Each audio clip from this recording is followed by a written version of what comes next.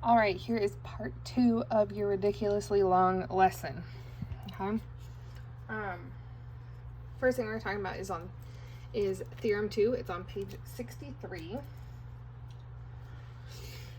Theorem 2 is kind of silly, okay? Because they're kind of like duh, but I just wanted to mention them. All right.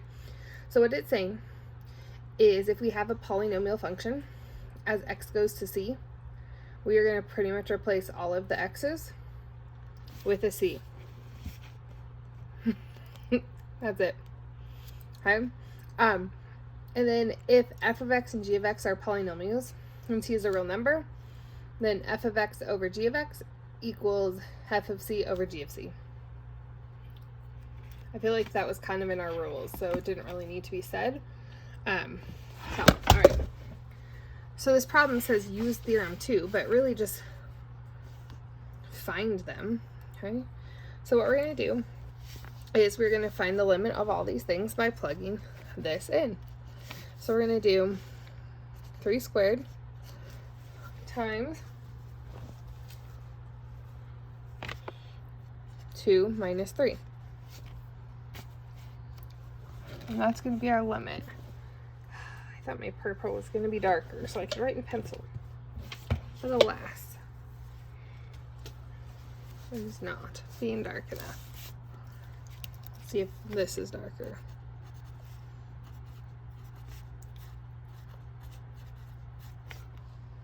Yes, it is. Okay.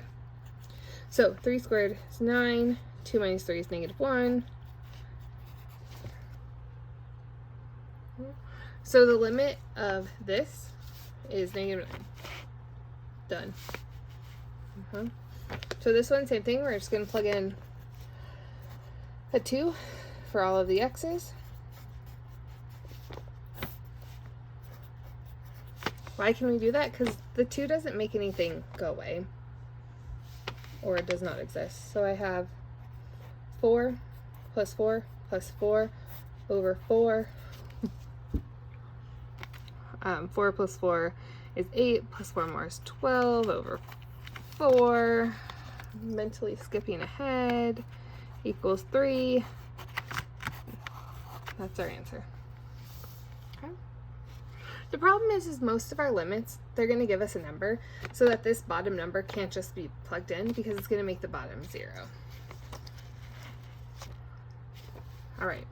So there are 3 ways to evaluate limits. I'm going to figure out a way to pull this up for you. So 3 ways to evaluate limits. Number 1 is numerically. So we did that earlier today, plugging it into the graph, looking at the table and figuring out where there's an error and seeing, not necessarily an error, but seeing where the 2 sides go towards that number. Okay. We can look at it graphically, so we can plug it into a calculator and take a look at it graphically. We're going to do that for a problem here in a bit. Or you can do it analytically, so using our algebra skills like above. Okay. If you evaluate them analytically, these are kind of the 3 things to try. So try substitution. So plugging in a number like we did above. Okay.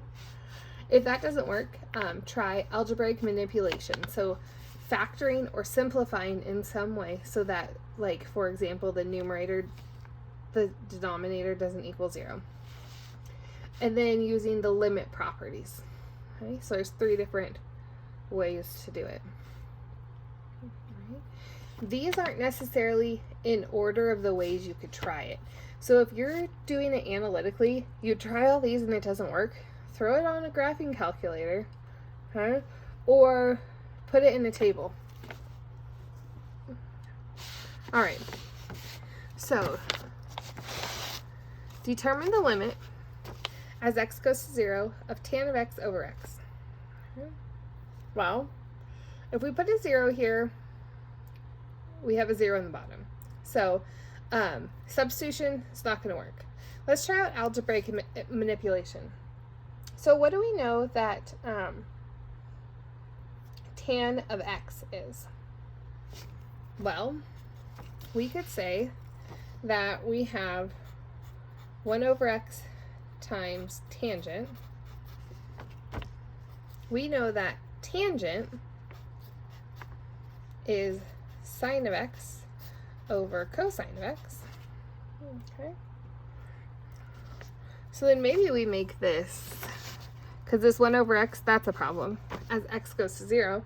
But we talked earlier about the special property of sine of x over x. And we found out that the limit of that as x goes to 0 is 1. So if we use this right here, we have sine of x over x times 1 over cosine of x. We know that this piece right here is going to equal 1. And then we need to do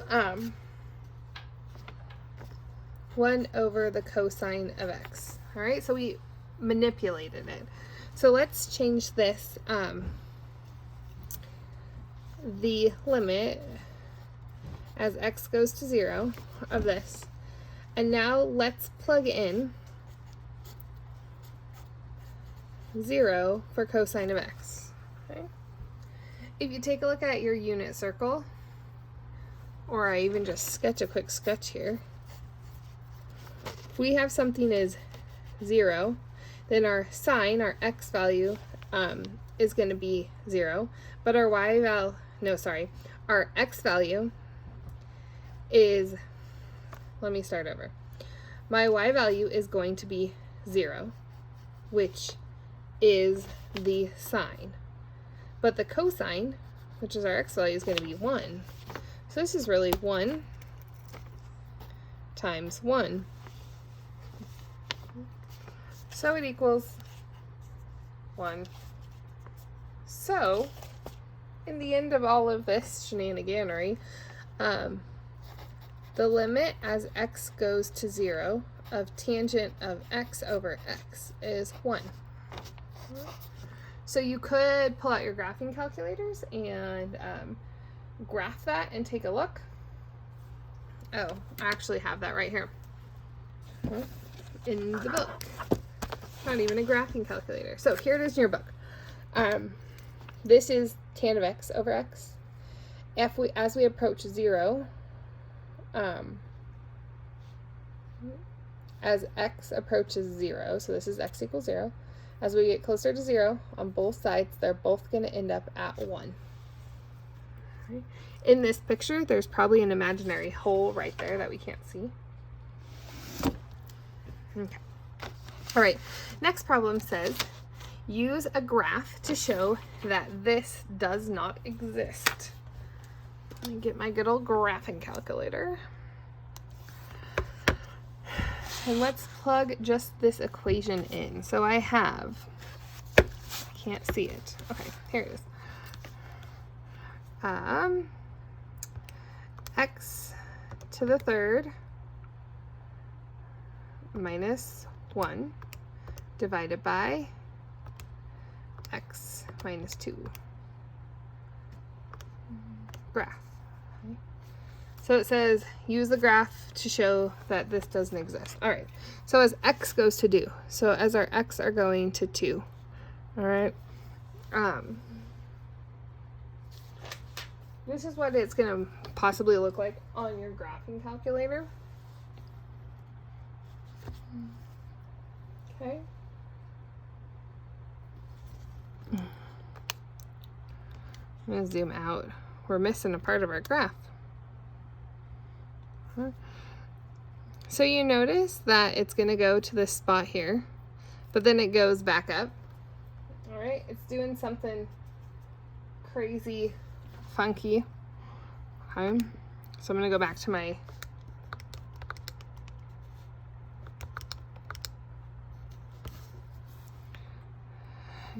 this bounce up here. Do you remember how we talked about how sometimes on our calculators they do their own thing? That's what's going on here. Our calculator is doing our own thing. It can exist at x equals 2. All right. I'm going to show you what the graph looks like in the book. So here's my graph in the book. This side from the left side when we approach 2, it's heading to negative infinity. But on this side, as we approach it, it's heading to positive infinity.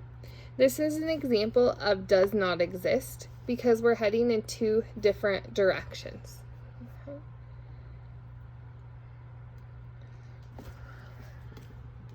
All right. So we can just say, I'll say C graph. Okay. So sketch of the graph explaining why it doesn't work. All right. There are other ways we can look at limits. One way we can look at them is by doing right-hand and left-handed limits. So a right-handed limit has the same format, but right here next to the number you want to approach, it'll have a plus sign. So that means we want to know the limit as it approaches from the right side. So as we head to it to the right side. And then the left-handed limit has a negative sign. So this is kind of like from the positive side and the negative side. Okay? So right, left. Okay. These are called one-sided limits. So in that last picture, both of our problems had a one-sided, they had one-sided limits, but that meant in the end the limit did not exist. Okay? All right, so we're going to talk about the limit of int x. Remind you that int is the greatest integer function. All right, so we're just going to sketch it. It looks something like this.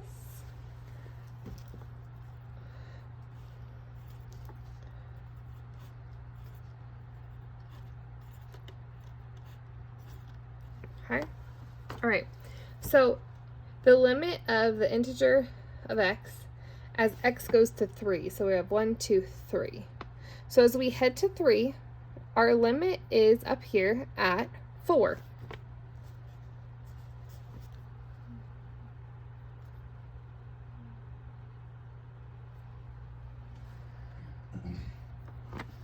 One, two, three. Oh wait, not 4. 1, 2, 3. That's 3. I gotta count. So as we head to 3, x equals 3, our limit right here is at 3. If we head from the left side towards 3, okay, our left-hand side is 2. Okay, so the limit as x goes to 3 of int x does not exist because the limits on both sides are not the same. Okay. This is a one-sided limit and a one-sided limit. If the limit would exist, that would be called a two-sided limit. Okay.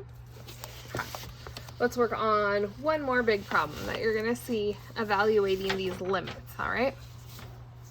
So the limit as we approach 0 from the right side, so we're heading towards x equals 0, and we're approaching 1. Okay. As we approach x equals 1 from the left side, we're heading down to 0. As we approach 1 from the right side, we're heading to x equals 1. So is there a limit at 1? No, it does not exist. Okay, let's look at 2. From the left side, it's 1. From the right side, it's 1. So the limit of 2 is 1. This one's weird though, because the value, so f of 2 equals 2, but the limit is actually 1 because both sides are approaching that point at 1. Okay, so value 3 from the left, we're getting to 2. From the right, heading to 2. So the limit of that one is 2. Okay, and f of 3 is also 2. All right, homework assignment for you. Here's your homework assignment. It's also in there. Note for you, number 30. You can't see that. I'm going to make it brighter for you.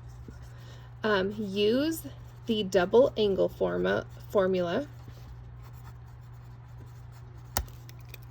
And here it is. sine of 2x equals 2 sine of x cosine of x. Okay. All right. If you have any questions, let me know. This is due Tuesday. Have fun.